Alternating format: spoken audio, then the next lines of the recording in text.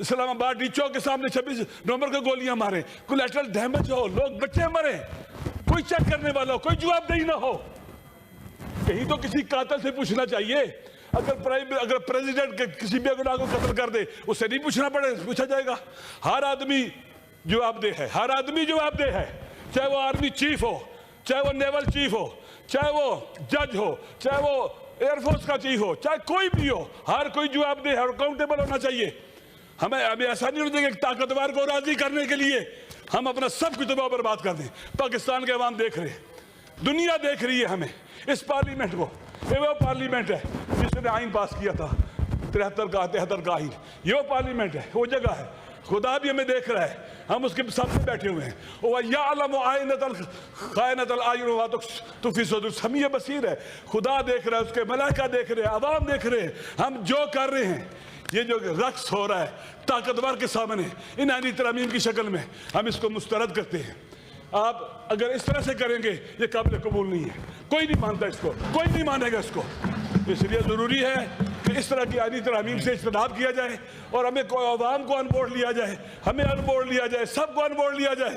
اور پاکستان کے اندر طاقتوروں کے لیے, ان کو کنٹرول رکھنے کے لیے سخت چیکس بنائے جائیں. ایسے چیکس ہوں کہ فرار نہ کر سکے ان سے کوئی طاقتور.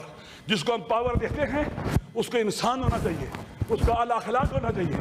اب پولیس والا آدمی کسی کو پکڑتا ہے, حق ہے پکڑے, ملزم ہے پکڑے, تھپڑ مارنا اس کا حق نہیں ہے, گریبان پکڑ کے اس کو گھسیٹنا اس کا حق نہیں ہے. یہ انسانیت کی توہین ہے. لہذا طاقتوروں کے اوپر چیک ہونے چاہیے. ایک ایس ایچ او پر چیک نہ ہو, وہ کتنا فرعون بن جاتا ہے, کتنا فرعون بن جاتا ہے.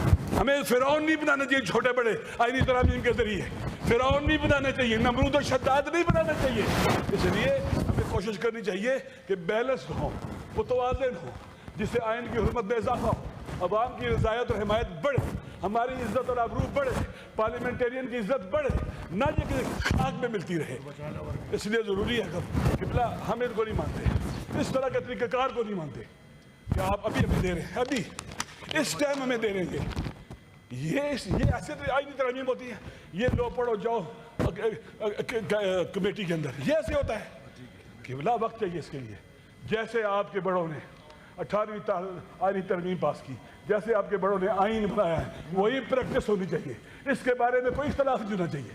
آپ کنسنسس بنائیں, بسم اللہ لے کے آئیں.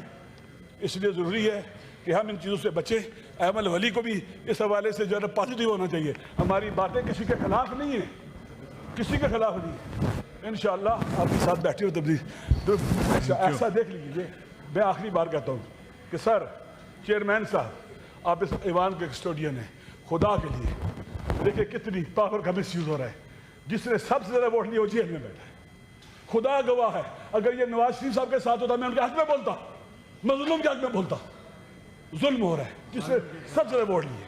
لہٰذا آپ کے ساتھ ہوتا. میں آپ کے بڑوں کا معتقد ہوں, انہوں نے جوان مردوں, بہادروں, شیروں کی طرح حق کا ساتھ دیا ہے, اور آپ سے بھی وہی توقع ہے مجھے. اس لیے ضروری ہے کہ کسی پر بھی ظلم ہو جائے, کسی پر بھی ظلم ہو جائے اس کا ساتھ دیں گے. یہاں صاحب بیٹھے, کوئی بیٹھا ہے, آپ کو یہاں پر اٹھائے گا, ظلم کرے گا, آپ کا ساتھ دیں گے. عمران خان مظلوم ہے, اس پر بے جا پرچے کا فیارے کاٹی گئی ہے. کوئی طاقتوروں سے پوچھنے والا کیوں ہے, یہ کیوں سے ملاقات نہیں ہو سکتی؟ ہر جیل میں قیدی کے کچھ حقوق ہوتے ہیں. حق کو روندنا, حق نہ دینا ظلم ہے. خدا نے حق دیا ہے, اللہ نے حق دیا ہے, آئین نے حق دیا ہے, قانون نے حق دیا ہے. یہ کیوں اس پر عمل نہیں ہوتا؟ ایسے جیلی ایف آئی آر کاٹ دی, کوئی کسی سے پوچھنے والا ہے؟ یہ عدلیہ اپنا وقار کھو چکی ہے. سر آپ نے جو ترامیم کی 26 آئینی طریقے پر کچھ بھی نہیں رہا وقار. کاش کنسنسس کے ساتھ ہوتا, وہ بھی لوگوں کو بٹھایا جاتا.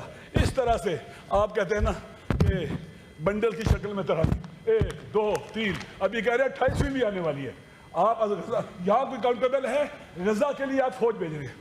میں نے جو ٹی وی پہ سنا ہے, وہاں ایک وزیر کہہ رہے تھے کہ ہم حماس سے اسلحہ واپس لیں گے.